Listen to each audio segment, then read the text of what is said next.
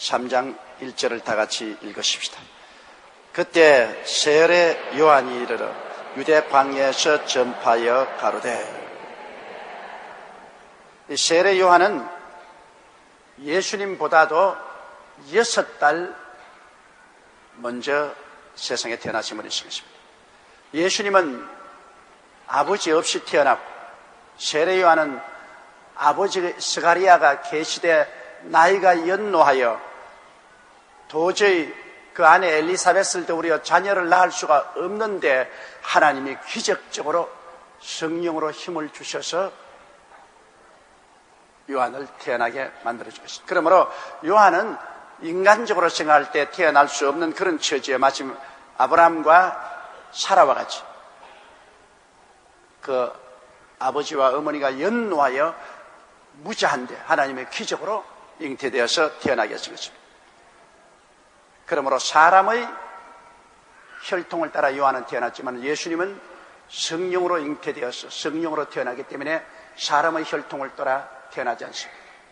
이러므로 요한은 하나님의 아들 예수 그리스도보다 먼저 와서 주님의 가는 길을 예비하는 자인 것입니다. 사람들에게 깨워 일으켜서 메시아가 온다, 주님이 오신다, 그러므로 마음을 가다듬고 준비하라는 선발대인 것입니다. 이 선발대가 와서 미리 땅을 잘 정지해 놓아야 주님이 오셔서 복음을 효과적으로 전도할 수가 있는 것입니다. 제가 부흥회 가봐도 그래요. 제가 가기 전에 먼저 우리 교회 선교단체에서 가서 잘 성회 장소로부터 시작해서 선교 준비 사항을 모두 다 살펴보고 잘 정비해 놓으면 제가 들어가서 복음 전하기 아주 쉽습니다. 그러나 선발대가 가서 미리 살피고 잘 준비해 놓지 않으면 그 다음 제가 가면 호텔도 잘 준비되지 않아서 숙소를 얻지 못하여 좌왕우왕하고 장소도 잘못된 데 구해놓은 데도 있고 광고도 잘 못해놓은 데도 있고 이래서 제가 들어가서 준비를 하고 복음을 전가하려면 무척 힘이 듭니다. 이러므로 준비하는 사람 따로 있고 그 다음엔 들어가서 본격적으로 일하는 사람 따로 있어야 되는 것입니다. 바로 하나님께서는 세례 요한을 먼저 보내가지고 성령을 그에게 부어주셔서 유대 광야에서 외쳐 예수님 오시기 전에 사람들이 회개하고 마음을 가다듬고 준비해서 그리스도의 복음 말씀을 들을 수 있도록 그렇게 한 것입니다. 2절요. 회개하라 천국이 가까웠다 하였으니. 여러분, 우리가 사는 나라는 천국이 아닙니다. 세상 나라에 살고 있습니다. 아담과 하와가 타락하고 난 다음에 이 세상 임금은 바로 마귀가 되었습니다. 그 세상 임금 마귀는 모든 귀신들과 더불어서 이 세상을 하나님을 모르고 예수님을 믿지 않은 곳으로 우리를 도도하게 이끌어 왔습니다. 더러운 귀신, 악한 귀신, 거짓말하는 귀신, 점치는 귀신, 연약한 귀신, 병들게 하는 귀신,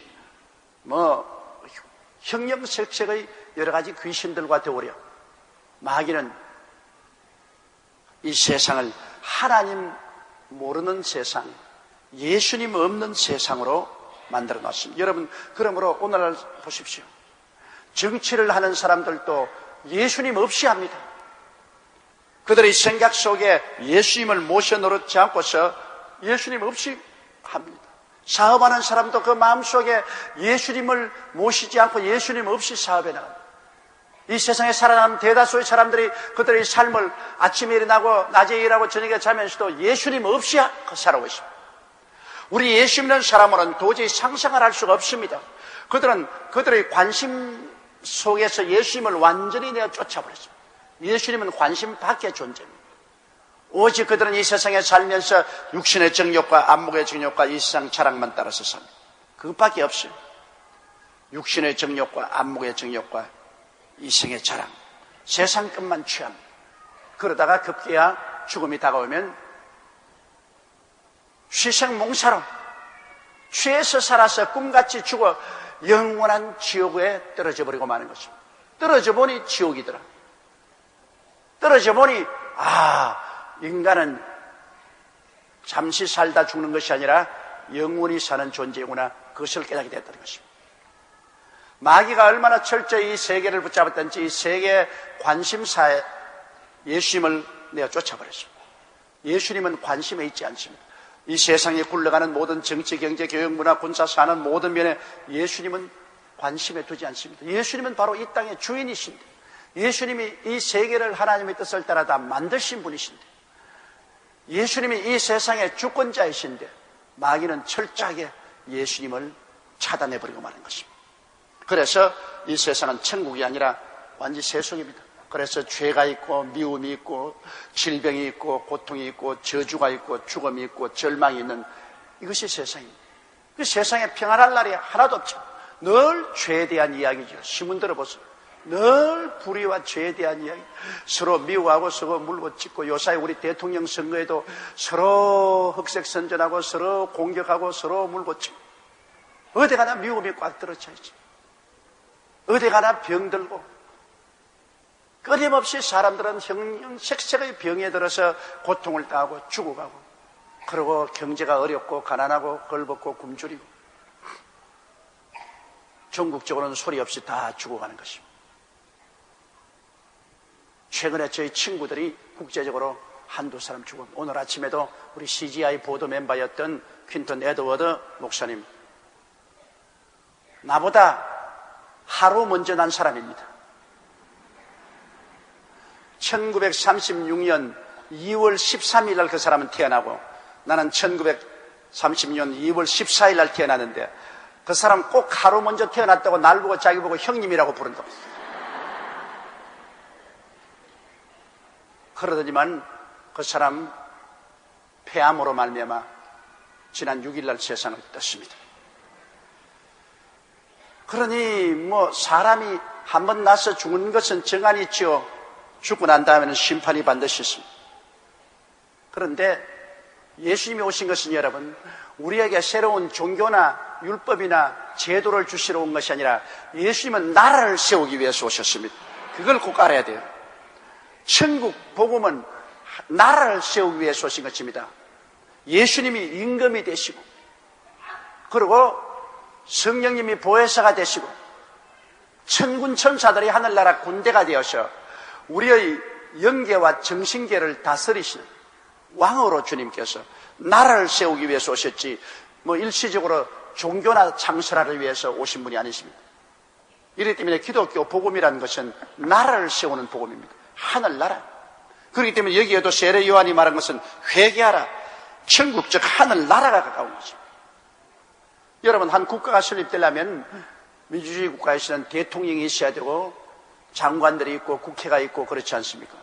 이쁜 군주국은 또 임금님이 있고 그 다음 대신들이 있고, 그리고 나라가 있습니다. 하늘나라는 주님이 만왕의 왕 만주의 주가 왕권을 가지고 오시고, 예수님이 왕으로 오시고, 그 다음 성령이 보혜사로서 우리를 교화, 감화, 감동시켜 주시고, 천군 천사가 우리를 지키고 보호하는 군대로서 나와서 우리의 영계와 정신계를 점령하는 것입니다. 그러므로 우리 예수 믿는 사람은 그냥 종교를 믿는 것이 아니라 우리는 왕국에 들어온 사람인 것입니다. 주 예수 그리스도의 왕국, 천국에 들어온 것입니다. 하나님께서 우리를 흑암의 권세에서 건져내서 그 사랑의 아들 나라로 옮기신 것입니다. 우리는 나라에 들어온 것입니다. 그러므로 우리 마음속에 예수님은 임금님이십니다. 우리 구주일 뿐 아니라 우리의 왕이십니다. 성령은 보혜사시고 천군 천사가 이 나라의 군대가 되어서 우리를 둘러 진치는 것입니다. 그러므로 여의도 순복음교회는 한 하늘 나라인 것입니다. 그냥 종교단체가 아닙니다. 예수님이 임금이시고, 여기에 여러분 이 나라이기 때문에, 나라에는 군대가 있지 않습니까? 경찰과 군대가. 여기에 빽빽하게 천군 천사들이 경찰과 군대로 우리를 둘러 진치고 있는 것입니다. 천사들이 우리를 둘러 진쳐서 우리를 지켜주시고 보호하시고 인도해 주십니다. 언제나 그 생각을 잊어서는 안 됩니다. 우리는 나라에 속한 사람입니다. 우리 육은 대한민국이라는 나라에 속해 있습니다. 육신의 나라에 속해 있지만은 우리는 영적으로는 하늘나라에 속해 있습니다. 하늘나라가 이미 영적으로 우리 가운데 임하였습니다. 여기 세례 요한은 회개하라, 천국이 가까워왔죠. 그러나 지금은 천국이 우리 속에 들어와 있는 것입니다. 천국이 여기 있다 저기 있다도 못하는 이 하늘나라는 너희 안에 있나니라. 하늘나라가 바로 예수님 임금이 오셔야 나라가 서지 않습니까? 임금이 없는데 나라가 섭니까? 그런데 세례 요한은 임금이 오실 것을 선전하기 때문에 나라가 가까워왔다는데, 예수님이 오시고 난 다음에는 나라가 임하여 버린 것입니다. 나라에 임하옵심, 나라가 이미 임하신 것입니다. 세례 요한 때는 나라가 가까워왔으나 지금은 예수님이 이미 와서 우리 속에 들어와 계시니 나라가 임하여 있는 것입니다. 할렐루야. 그 예수님은 이 나라를 세우고 임금이 되기 위해서 아담과 하와 이후에 마귀에게 팔려버린 인생들을 하나님 앞에서 다 값주고 사셨습니다. 그러기 위해서 십자가를 걸어진 거예요. 예수님이 십자가에 몸짓고 피를 흘린 것은 하나님 앞에서 버림을 받은 인생들을 하나님 앞에서 죄값을 갚음으로 말미암아 도로 사는 것입니다. 예수님이 피를 흘려 마귀에게서 우리를 산 거 아닙니다. 여러분, 마귀는 하나님처럼 강하지 않습니다. 절대로 우리를 마귀에서 값주고 산 것 아닙니다. 사람이 타락하니까 마귀가 점령하는 것입니다. 아버지에게 쫓겨나오니까 깡패가 기다리고 있다가 얻다 너 잡았다 그래 잡는 것입니다. 깡패가 잡은 것 아닙니다. 아버지에게 쫓겨나오니까 깡패가 잡았죠. 우리 구원받는 것도 하나님 아버지께 범죄하고 쫓겨나기 때문에 마귀에게 잡혔는데, 하나님 아버지 앞에 죄사함을 받으면 자동적으로 우리는 하나님의 능력으로 아버지께로 돌아가는 것입니다. 절대로 이원론적으로 생각하면 마귀는 여러분 아무것도 아닙니다. 세상 말로 말하면 병신 뒤따라집니다. 하나님의 보좌를 찬탈하다 쫓겨난 천사장에 불과한 것입니다. 그게 하나님께 어떻게 동등되어서 우리를 가지고서 예수님 보혈로 대가를 받고 내주가는 그런 장사 흥정이 아닙니다. 예수님은 우리를 피값을 주고 하나님께로부터 사주신 것입니다. 하나님 앞에 범죄했기 때문에 예수님은 하나님 앞에서 피를 흘려서 우리를 값주고 사신 것입니다. 아담과 하와가 하나님께 범죄했지 마귀에게 범죄한 건 아닙니다. 하나님께 범죄에 쫓겨나오니까 먼저 타락한 마귀가 얼씨구나 좋다고 점령해버렸죠. 그러므로 예수님은 왕으로 오셔서, 왕이면 백성이 있어야 되지 않아요? 백성 없는 왕이 있어요? 나홀로 구역장은 있어도 나홀로 임금님은 없습니다. 이게 나홀로 구역장들 굉장히 많아요. 그 나홀로가 그게 문제가 많습니다, 여러분. 나홀로가 문제가 굉장히 많다고. 그럼 나홀로 구역장은 있을 수 있느냐? 나홀로 임금님은 절대로 안 돼요. 임금님은 백성이 있어야 돼요. 그래서 예수님은 자기의 백성을 불러내기 위해서 이 마귀의 백성이 되어 있는 이 사람들을 자기의 백성으로 불러내기 위해서 십자가에 못 박여서 하나님 앞에 백성의 죄를 대신 갚아주신 것입니다. 주님께서 십자가에 못 박여 몸치고 피를 흘림으로 우리 속죄 제물이 되어서 하나님께 범죄한 죄를 용서하시고 속건 제물이 되어 인생들에게 상호간에 지은 죄를 용서하시고 번제물이 되셔서 우리 마음으로 연약하고 범죄한 죄를 다 용서해 주시고, 주님께서 화목 제물이 되어셔서 피로써 하나님과 우리를 화목해 해주시고, 이래서 예수님의 보혈로 우리가 하나님 앞에서 죄사함을 받고 하나님 예수 피를 받고 난 다음에 용서하노라. 그래서 우리는 원죄와 자범죄에서 용서를 받고 하나님과 화목되고, 그 다음에 예수님의 피로 말미암아 하나님의 심판으로 내린 병인 그 병에서도 노연함을 받고, 하나님의 심판으로 내린 저주에서도 해방을 얻고, 하나님의 심판으로서 내리신 죽음에서도 해방을 얻게 된 것입니다. 여러분, 이 세상에서 죄를 지었기 때문에 그 죄값으로 심판을 받아서 병들고, 심판을 받아서 저주받고, 심판을 받아서 죽어 멸망받은 것입니다. 이것은 축복이 아니라 하나님 심판입니다. 그러므로 죄 용서함을 받았기 때문에 하나님은 그 심판을 모두 다 중지시킨 것입니다. 지하해 준 것입니다. 그래서 예수님이 임금으로 오신 하늘나라는 예수님께서 용서를 가지고 우리를 부르시며, 주님께서 치료로 다스리시고 축복으로 다스리시고 영생복락으로 다스리시는 것입니다. 이 하늘나라예요. 여러분과 내가 하늘나라에 들어가죠. 우리 임금님은 우리 영혼이 잘됨같이 우리가 범사에 잘되며 강건하기를 간구하십니다. 우리 임금님은 우리에게 생명을 주되 풍성해 주기를 원합니다. 예수님께서 이와 같이 십자가의 보혈을 흘려서 주의 백성들을 위해서 속죄를 하셨는데, 이제 이 소식을 듣고 믿고 들어오면 다 주의 백성이 되는 것입니다. 아무나 오게 예수님을 믿고 들어오는 사람들은 다 주의 백성이 되어서 하늘나라에 들어와서 하나님의 나라의 은혜를 누릴 수가 있습니다. 세상 나라가 아닌 하늘나라 은혜를 누릴 수 있습니다. 이제 우리는 세상 나라처럼 살지 않고 우리는 말씀으로 살고 성령으로 살고 믿음으로 살고 은혜로 살게 되는 것입니다.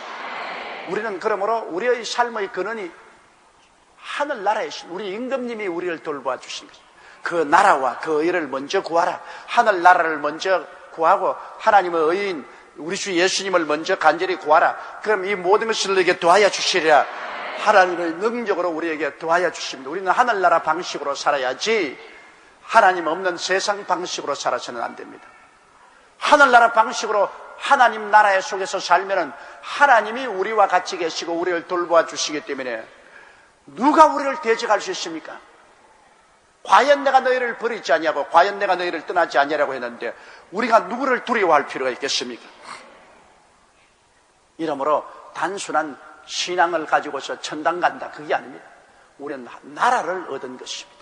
임금님 대신 예수님을 모시고 임금님을 경배하며 그 나라의 속에 그 나라에 베푸는 은혜가 바로 용서와 화해와 사랑과 치료와 축복과 영생복락 이런 것이 그 나라에 넘쳐나온 은혜인 것입니다. 세상에서는 이런 것이 없습니다.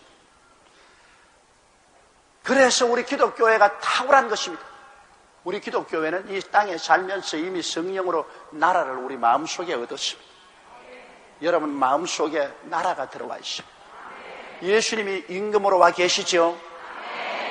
그러니 여러분 하늘나라 백성이요. 임금과 백성이 있으니 나라가 되지 않습니까? 나라가 우리 속에 들어와 있고 나라가 들어와 있으니 천상 우리 주위에 경찰과 군대인 천군 천사가 우리 곁에 와 있죠. 천군 천사가 뭐 가만히 할 일 없이 있는 줄 알아요? 그 나라 백성들을 돌보기 위해서 우리와 같이 계신 것입니다. 할렐루야. 옆에 있는 사람들에게 당신의 속에 나라가 와 있습니다. 그렇게 말씀합니다.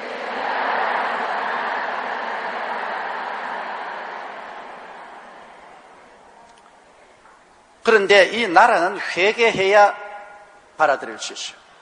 회개하라. 그 회개란 뭐냐? 마음과 생각과 감정을 바꾸는 것을 말합니다. 회개는 후회가 아닙니다. 도둑질하다 잡히면 아이고 여기 안 올 걸 그랬다. 그건 후회입니다. 회개가 아닙니다. 회개는 근본적으로 생각이 달라지는 것입니다. 내 생각이 무신론에서 하나님을 믿는 생각으로 달라집니다. 불신앙에서 신앙의 세계로 마음과 생각이 달라지는 것입니다. 회개는 생각이 달라지고 감정이 달라집니다.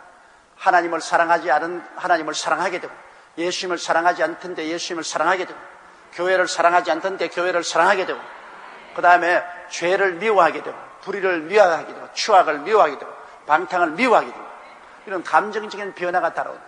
생각이 달라지고 감정이 달라지고 그리고 행위가 달라지고 사는 행위가 달라지고 술 먹던 사람 술 취하지 않고 방탕한 사람 방탕하지 않고 도둑질하는 사람 도둑질하는 거 버리고 아편 중독한 사람 아편 버리고 이렇게 행동에 벌써 변화가 다가오는 것입니다. 허물벗듯이 벗어버린 것입니다. 이러므로 회개가 이와 같이 열매를 맺게 됩니다. 회개에 합당한 열매가 있어야지 회개에 합당한 열매가 없으면 이거는 후회를 했지 회개한 건 아닙니다. 회개는 반드시 옛사람을 벗어버리고 새사람을 입는 역사가 눈에 일어나게 되는 것입니다. 예수님을 믿고 난 다음에 변화가 와요. 변화가 왔어. 말씀이 들어오고 성령이 들어와서 변화가 와서 어찌할 수 옛사람을 자꾸 한 불 벗고 두 불 벗고 세 불 벗고 자꾸 옛사람을 벗어버리고 자꾸 새롭게 변화되어 가는 것입니다. 이러므로 예수를 믿는 것이 회개의 제일 근본입니다. 내가 내 중심으로 살던 내가 이제 예수님을 중심으로 살고 육신의 중심인 사람이 신령한 생활을 중심으로 사는 예수님을 믿고 그러고 난 다음에 생각과 감정과 행동이 변화되는 이런 회개 운동이 있는 사람 속에 천국이 들어오게 되는 것입니다. 예수님이 임금이 되시고 하늘나라가 와서 다스리고 이런 사람이 기도하며 하늘나라의 역사가 일어나는 것입니다. 기도할 때 역사가 일어나야 돼요. 왜냐하면 하늘나라에 소속한 사람이기 때문에 외침에 하나님의 천사들이 와서 역사함으로 변화가 일어나야만 되는 것입니다. 회개한 사람은 천국에 속했기 때문에 천국의 권세와 능력이 역사해야만 되는 것입니다. 종교를 믿은 것 아닙니다. 형식을 믿은 것 아닙니다.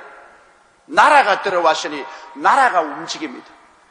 임금님에게 우리가 기도하고 부르짖고 임금님이 우리와 같이 계시기 때문에 임금님이 우리의 부르짖음을 통해서 역사 안 할 리가 없습니다. 그러므로 변화가 일어나게 되는 것입니다.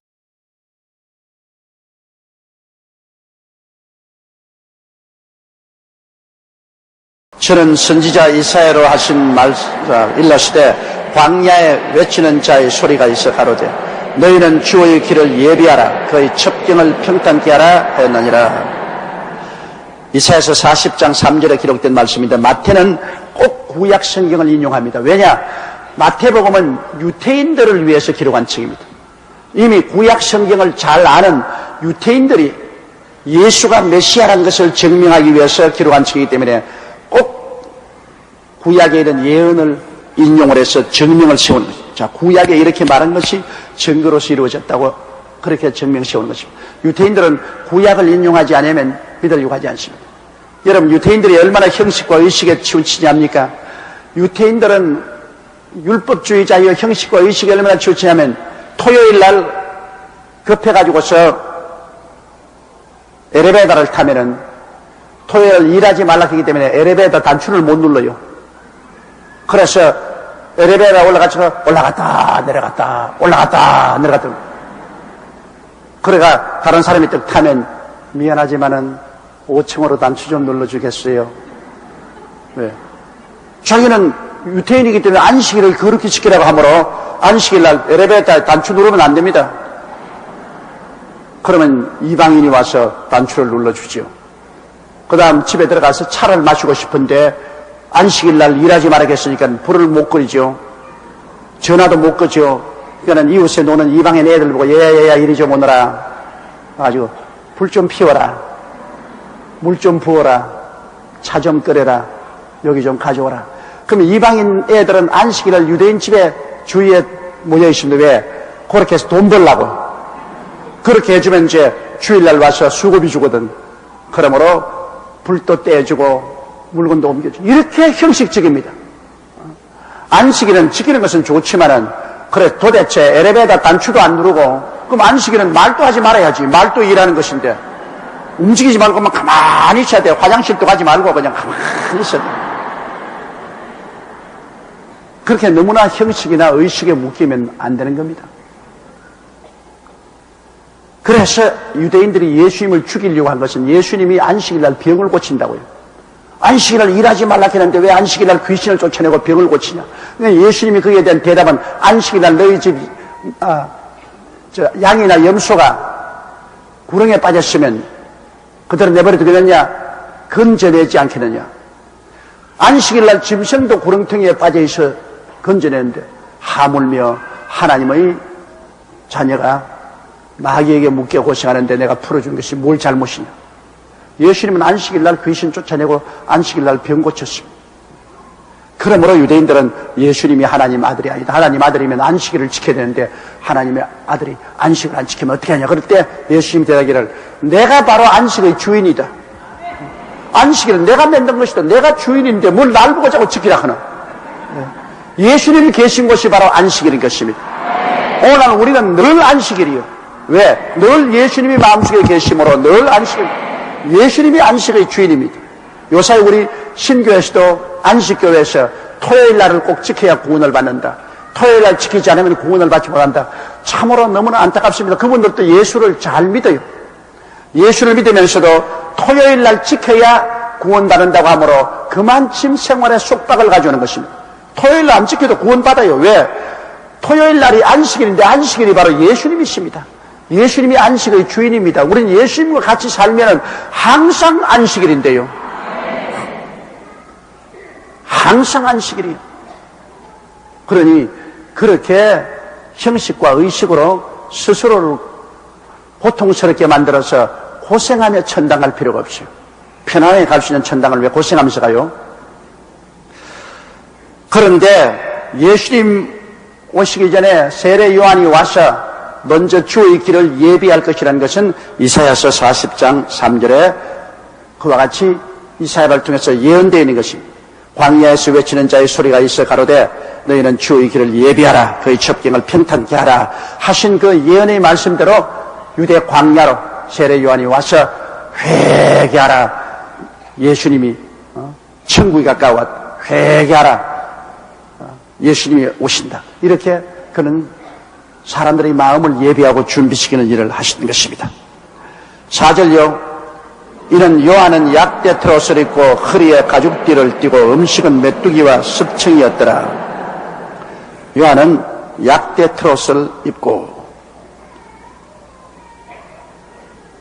광야에서 사니까 옷을 갈아입을 수 없는데 약대 가죽을 가지고 옷을 입었으니 이것은 평생 입는 것이 한번 입어놓으면 빨 필요도 없고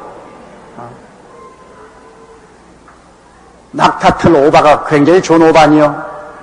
요사이 낙타틀 오바라면 굉장히 좋은 오바죠. 그런데 세례 요한은 그때 벌써 낙타틀 옷을 입었다. 약대 트롯을 입고 허리에 가죽띠를 띠다는 것은 그때 옷이라는 것이 요사이 정교하게 만들었나요? 목공망 뚫어서 그냥 천으로 턱 덮었었지 거기 가죽띠만 딱 묶으면 옷이지. 그래서 약대 트롯을 입고 가죽띠를 띠고 음식은 메뚜기와 석청이었더라. 굉장히 건강식을 먹었어요. 보면 제일 건강하지 않은 음식이 고기입니다. 여러분, 고기가 제일 건강하지 않습니다. 그렇기 때문에 인간이 고기를 먹기 전에는 500년, 600년, 700년, 900년까지 살았습니다. 노아 홍수 이후로 주님께서 말씀하기를 너희 날수는 120년이 되리라. 그러므로 고기를 먹으라. 그렇게 말씀하셨습니다.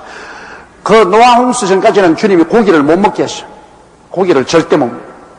인간은 채소만 먹고 살아 그랬어요. 채소만 먹을 때 인간은 아주 장수했습니다. 그런데 노아 홍수 이후로 주님께서는 너희 날은 120년이 될 것이라 하시고 그 다음 고기를 먹으라 그랬습니다.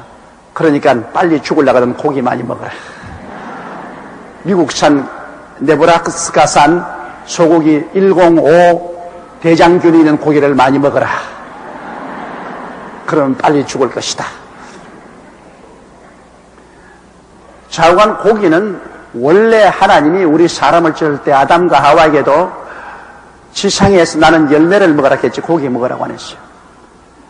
고기를 먹는 것은 인간이 타락한 이후로 하나님이 인간이 이렇게 번식하지 못하게 하기 위해서 오래 못 살게 하려고 고기 먹으라고 하는 것입니다. 그걸 좋다고 고기를 밤낮으로 먹는 사람은 죽음의 파티를 하는 것입니다. 고기 먹는다고 아유 우리도 가난해가지고서 고기도 못 먹고 꽁보리밥만 먹고 웃기는 소리 안 해. 건강식 1등 건강식이 꽁보리밥입니다. 요사이 꽁보리밥보다 더 건강식이 있어요. 옛날에 거지들이 그냥 꽁보리밥에 김치찌개 같은 거 얻어가지고서 비벼가지고서 먹고 싶은 거 보고 불쌍하다 그렇게 생각했는데 이제 보니까 인류 음식을 먹고 있었어요. 인류식을. 옛날에 집에서 일하는 아가씨들 보고 나는 늘 불쌍히 느꼈어. 저는 마음이 약해가지고서 남이 어려움 당하는 거 보면 늘 불쌍하고 괴로워요. 그래서 집에서 일할 때 언제 일하는 애들 늘 불쌍해요. 그때 내가 불쌍히 생각한 것은 걔들이 꽁보리밥을 밥을 짓는데 쌀을 넣고 보리밥을 넣고 해서 쌀밥은 한 모퉁이 해가지고서 하얀 쌀밥은 할아버지, 할머니, 아버지 아들, 애들 이런 데 다 퍼주고 그 다음 꽁보리밥 확 섞어가지고서 꽁보리밥은 어머니하고 다른 머슴들하고 일하는 사람 다 먹거든. 그럼 내가 어머니 부엌에서 밥 하는데 가만히 보면 쌀 요렇게 해놓고 요면은 보리밥은 또 보리는 또 따로 요렇게 같이 참 안 됐어 내 마음속으로. 지금 확 섞어서 같이 먹으면 좋겠는데 지금 왜 쌀밥을 했냐. 그래서 그때 부자들은 쌀밥만 먹고 김치도 푸른 잎사귀는 안 먹고 그 흰 것만 그 줄기만 탁 썰어서 먹고 그래 얼마 있지 않다가 당뇨병에 걸려서 턱턱 쓰러져 죽는다. 쌀밥은 그 순당입니다. 순당. 그 보리밥은 얼마나 건강식인지 모릅니다. 거기는 당도 없고 아주 보리밥은 건강식이고 그 다음에 김치도 파란 거 있잖아요. 파란 거 거기는 전부 비타민도 많고 철분도 많고 그게 양분은 거기 다 들어있는 거라. 그 하얀 거는 아무 양분도 없어. 그리고 누룽지에는 철분이 많아서 얼마나 좋은지 몰라요. 그때 벌써 하나님께서 공평하게 만들었어. 돈만 있고 부자 되니까 너는 빨리 죽어라. 그리고 흰 쌀밥 먹고 양물 없는 거 먹고 너 돈 없고 괴로우니까 너는 영양식 먹어라. 그래야 그냥 볶음보리밥에다가 그냥 파란 채소에다가 좋은 건강식만 다 먹여가지고서 주인들은 펑펑 서로 저러 죽어줘도 가난하다고 해서 일찍 죽는 사람 맞습니까? 오래오래 살아요. 과거에 남자보다 여자가 오래 산 것은 꽁보리밥을 많이 먹어서 오래 살아요. 남편은 언제나 쌀밥 떠주고 자기는 보리밥만 먹고 그만 음식만 자꾸 골라 먹었다가 그게 이제 보니까 모두 건강식이야. 고기는 여러분 콜레스테롤 때문에 혈관을 막습니다. 그래서 혈관을 좁히고 혈관을 막기 때문에 고혈압이 걸리고 당뇨병이 걸리고 심장병이 걸리고 그다음 뇌일열이 걸리고 여러 가지 오늘날 성인병은 모두 다 거의 전부가 고기에서 오는 거예요. 그러므로 고기는 원래 성경에 고기를 못 먹겠어요. 그런데 노아홍수 이후로 빨리 죽으라고 이제 고기를 먹는데 빨리 죽고 싶거든 고기를 잡수십시오. 그러나 오래오래 건강히 살려면은 여러분 보리밥 잡수시고 현미 잡수시고 그리고 채소도 파란 것 녹황색 그 채소 많이 잡수시고 생선 많이 잡수시고 고기는 거의 먹지 마시고 그리고 운동을 많이 걸어 다녀야 돼요. 그러므로 교회도 허시간하거든 차 타고 오지 말고 걸어오십시오. 마포쯤 와가지고서 마포 다리를 걸어오면 그 참 놀랍고 좋은 건강의 운동이 되는 것입니다. 그러면 건강하게 오래 살아요. 그런데 이 세례 요한은 메뚜기와 석청을 먹었으니 얼마나 건강합니까? 메뚜기는 콜레스테롤이 없어요. 메뚜기는 참으로 좋은 요리죠. 거기에다가 돌에서 나오는 꿀을 먹었습니다. 벌들이 돌에다가 쳐놓은 꿀을 먹었다. 그러니까 그가 광야에서 그렇게 있으면서 외쳐도 영양실조도 걸리지 않냐고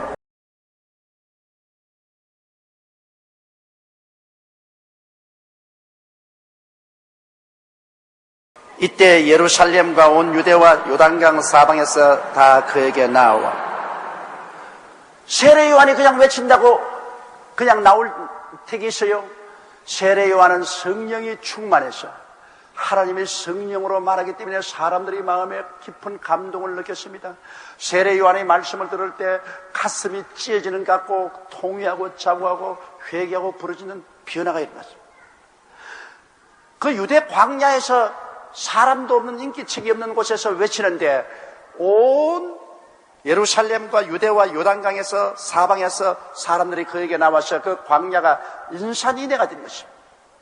성령의 역사가 있었기 때문인 것입니다. 오늘 교회가 텅텅 비는 것은 성령의 역사가 없기 때문에 끌어당기지를 않아요. 교회에 자꾸 끌어당겨야 되는 것입니다. 그래서 교회로 자꾸 마음이 끌려야 돼요. 믿는 사람도 끌리고 안 믿는 사람도 자꾸 교회로 끌려야 돼요. 그래야 교회로 나가지요. 성령의 역사는 이끄는 역사가 있는 것입니다. 하나님의 성령은 끌어당기는 역사가 있어요. 천국으로 사람들을 끌어당깁니다. 성령의 역사가 없으면 끌어당기는 역사가 없기 때문에 그 아무리 학박사가 되어서 강연을 해도 누가 들어오나요? 이 세상에 제일 하기 싫은 게 뭡니까? 공부입니다. 정말로 내가 학교 그만둘 때 아이고 공부 이제 끝나서 좋다고 생각했는데 누구든지 공부 좋아하는 사람 별로 없어요. 교회에 가서 그냥 공부나 자꾸 시키면 누가 교회를 오겠습니까? 교회는 하나님 말씀과 함께 우리를 끌어당기는 성령의 역사가 일어나야 되는 것입니다. 제가 영 브라질 갔었을 때 그 군용 비행장에 150만이 오후 3시에 정식 집회를 시작하는데 아침 6시부터 모여와가지고서 또 브라질 사람은 이상해요. 땅에 앉지 않아요. 그건 서양 사람이기 때문에 또 늘 걸상에 앉기 때문에 땅에 앉으면 이 무릎이 오그라지지 않아요. 그러면 서 있는데요. 아침 6시부터 온 사람이 저녁 7시까지 서 있는 겁니다. 그리고 150만이 왔어도 전부 가슴과 가슴을 맞대고 서 있어요, 이렇게. 그 너무 더우니까 막 기절을 하니까 그 기절하고 자빠지고 그래요. 그러니까는 정부에서 소방차를 가져와서 소방서 물을, 호수를 막 뿌리는 거예요, 그냥. 거의 뭐 150만의 소방차 몇 대가 와서 물 뿌리는 건 아무리 뿌려대봤자 효과가 별로 없어요. 그렇게 많은 사람이 와서 배를 굶었죠. 왜냐하면 그렇게 빡빡했었기 때문에 움직이지도 잘 못해요.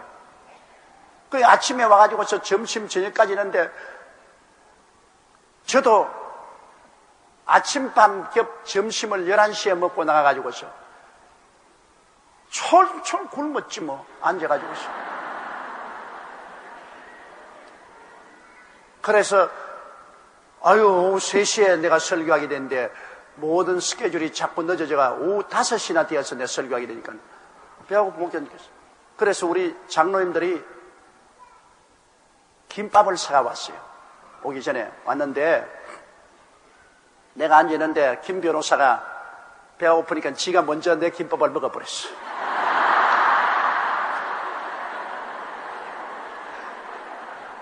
이런 날 먹으라는 김밥을 지가 먼저 먹어버렸어. 그런데 얼마나 감사한지 그 김밥에 비브리오 균이 들어있었어.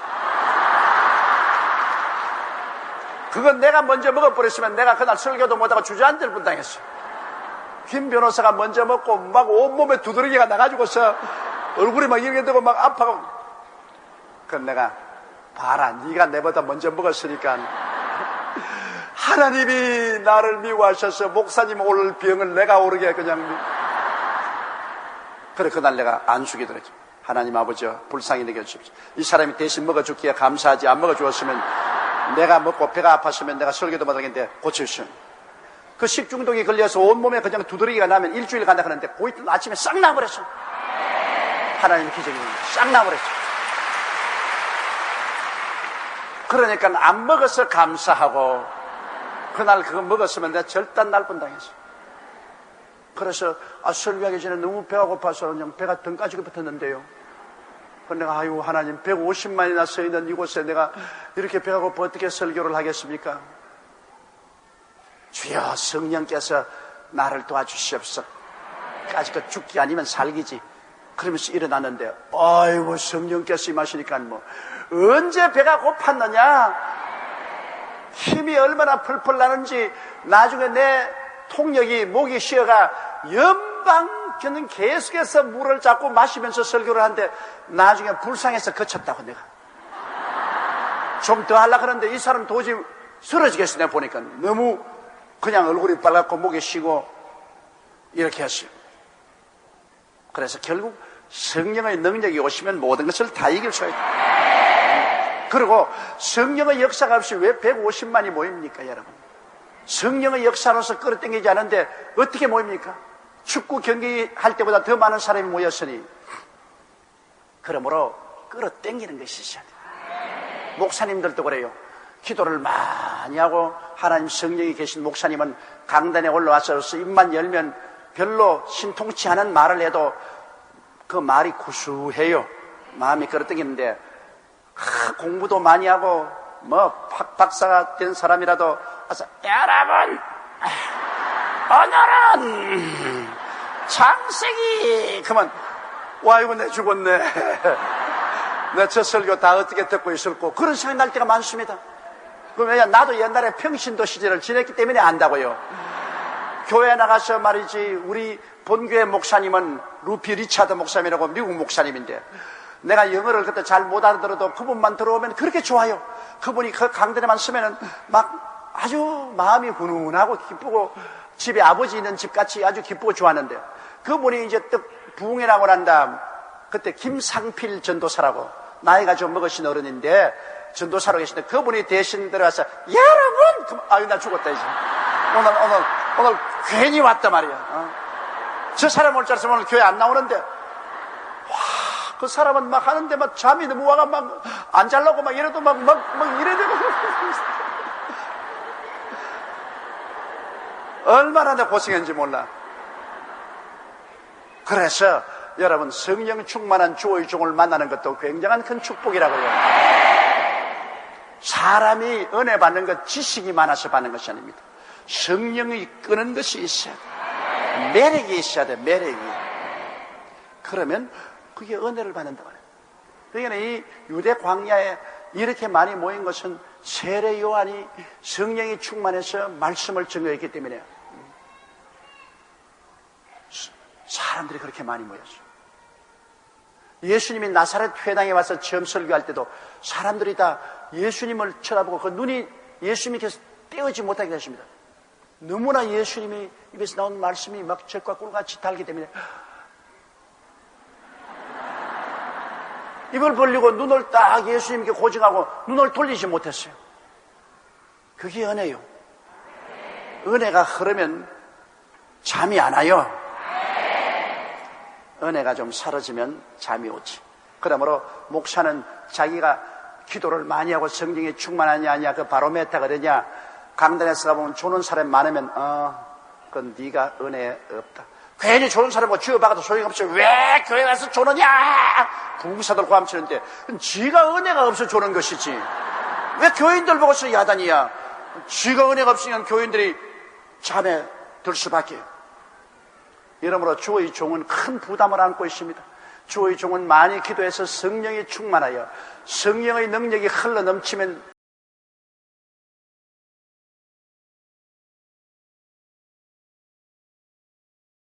자기들의 죄를 자복하고 요단강에서 그에게 세례를 받으니 성령의 역사가 있어야 죄를 회개합니다. 성령의 역사가 없으면 어찌하고 가슴을 치지 않습니다. 그러나 성령이 오시면 우리의 지은 죄악이 다 드러나기 때문에 우리가 죄를 회개하고 자복하게 됩니다. 성령은 거룩한 영이기 때문에요. 어두움이 있을 때는 캄캄할 때는 거기에 쥐똥이 있는지 닭똥이 있는지 뭐가 있는지 모르고 그냥 그 속에 살아요. 그러나 가텐을 확 펼치고 밝은 빛이 확 비치면 보면 막 아이고 이게 쥐똥 닭똥 막이 들어오는데 여기 내가 어떻게 살았냐 그렇게 되지 않습니까? 그러니까 소재하기 시작해요. 회개가 소재입니다. 여러분 모를 때는 소재를 안 하죠. 내가 이제 빛이 밝아져서 보니까 이 더러우니까 소재하는 것이 회개라. 옛날엔 모르고 세상에 살았는데 성령이 와서 비추니까 아이고 내가 이렇게 고약하고 더러운 죄인이구나. 그래서 통회하고 자복하게 되죠. 내가 이 이야기 여러 번 했지만 내가 나도 하면 할수록 재미가 있고 또 여러분 들으면 들을수록 재미가 있는 이야기가 있어.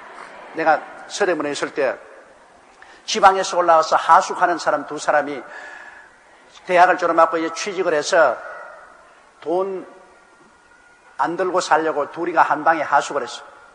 그래서 각각 시골에서 가져온 고추장, 간장, 멸치 이런 거 가지고서 쌀 가지고서 서로 밥을 해먹는 게 아니라 쌀을 삶아서 먹고 둘이가 이제 직장에 나갔더라.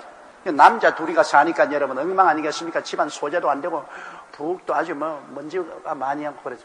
그런데 하루 노는 날, 자 우리 오늘 대청소하자. 오랫동안 부엌에 전구가 끊어졌는데 그거 안 갈아놨다. 그날 가서 전구도 갈아넣고 둘이가 팔을 들고 막 부엌을 소재를 하는데 그동안에 그들 뭐를 먹었냐면 고추장에다가 간장을 좀 갖다 부어서 멸치를 거기에 찍어서 먹으면 맛있는 거예요. 그러면 다른 반찬 할 것 없이 밤낮 아침 저녁으로 와서 고추장에다가 간장을 섞어가지고서 먹는데 간장이 좀 비리하지만은 참 맛이 있거든. 그래서 그 친구가 하는 말, 야, 너희 집에서 가져온 간장 참 맛있다. 아, 이제 간장이 떨어지면 안 되겠는데. 그래가지고서 그날 간장독을 이렇게 단지인데 이걸 더 덜쳐서 보니까 뭐가 시커먼 게 하나 더 앉아 있거든요.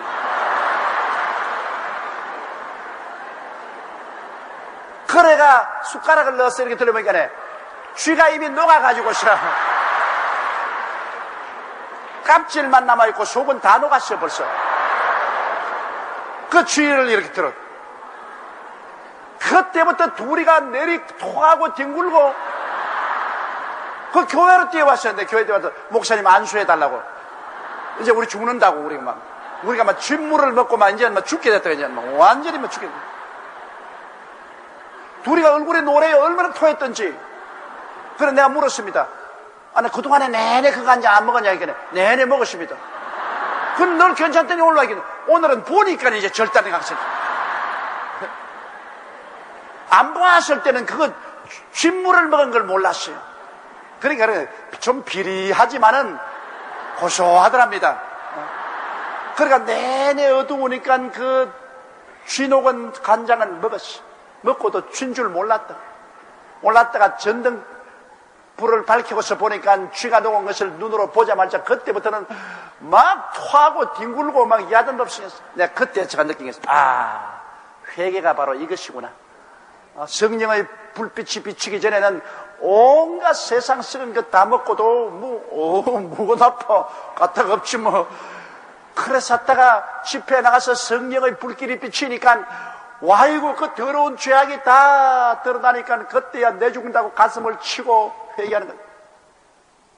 옛날에 이용도 목사님이 황해도에서 집회를 할 때 일정 시인데 황해도에 큰 부자가 있습니다. 그 부자가 아주 큰 소리 하고 살았는데 그 이용도 목사 집회에 나와서 얼마나 회개했는지.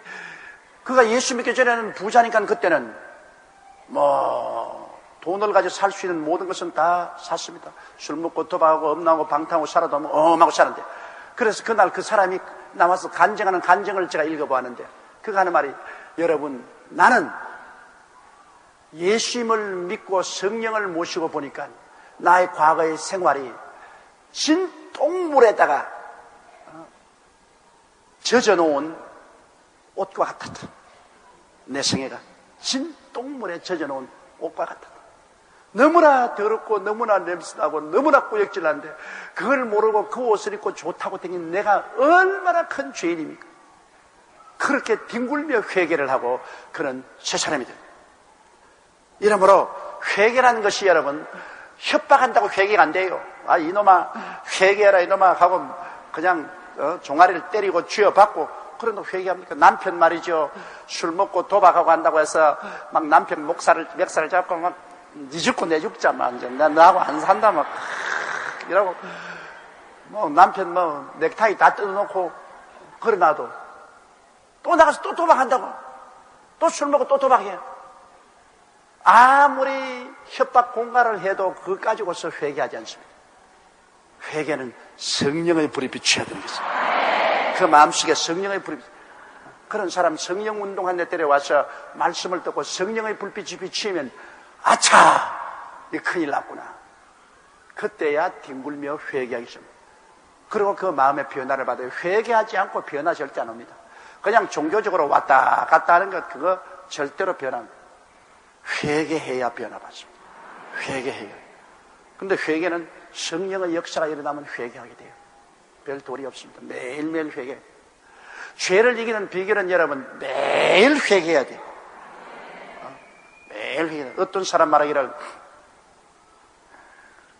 예수 믿기 전에 히피였는데 예수 믿고 난 다음에 예수 믿는 히피가 되고, 예수 믿기 전에 거짓말쟁이였는데 나중에 보니까 예수 믿고 난 다음에도 예수 믿은 거짓말쟁이고 그렇더라. 그렇습니다. 그런 게 아니라 예수를 믿고 난 다음 자꾸 회개해야 된다. 그래서 매일같이 자꾸 회개한다. 그건 왜냐? 옥한 때 쩔인 사람은 한 번 목욕으로 깨끗해지지 않습니다. 자꾸 목욕해야 돼요. 아침에도 목욕하고 저녁에도 목욕하고 또 그 이튿날 또 그 이튿날 또 계속해서 목욕을 해야 그 다음 그 쩔인 때가 다 씻어지는 것처럼 우리 인생은 이 세상에 살면서 죄를 짓지 않은 의인은 없기 때문에 계속해서 애통하고 회개하는 사람은 예수 믿는 사람이고, 애통하지 않고 회개하지 않는 사람은 안 믿는 사람인 것입니다. 우리가 죄를 지으면 애통해야 돼요. 가슴을 치고 애통하고 회개하고, 그러고 난 다음에 또 그 죄를 짓게 돼요. 그럼 또 애통하고 회개하고, 그러면 점점 나아지는데 1년에 얼마만큼 나아지느냐? 노루꼬리만큼 나아집니다. 노루꼬리만큼. 하루아침에 그렇게 성자가 되지 않습니다. 저 사람 예수 믿는데 왜 하루아침에 성자가 안 되냐? 예수 믿고 구원받는 것은 무조건 하나님의 은혜로 구원받는 것입니다. 하나님의 은혜로 구원 안 받으면 구원받을 사람 아무도 없어요. 전부 예수 믿은 공로로 무조건 하고 은혜로 구원받지만은 거룩하게 되는 것은 끊임없이 회개해야 돼요. 끊임없이 애통하고 해야 돼. 그냥 회개나 소용없습니다. 입에 발린 회개가 무슨 소용이네요. 애통해야 돼요. 애통하는 자는 복이니 제가 위로함을 얻을 것이며, 그냥 가슴을 치고 자기 죄에 대해서 애통하고 회개하고 이것을 벗어나게 해달라고 몸부림을 치고, 그래서 조금씩 나아져서 세월이 지나가서 5년이 되고 10년이 되고 보면, 아, 옛 사람은 다 지하고 보라, 새 것이 되었도다. 그렇게 성화가 이루어지는 것입니다.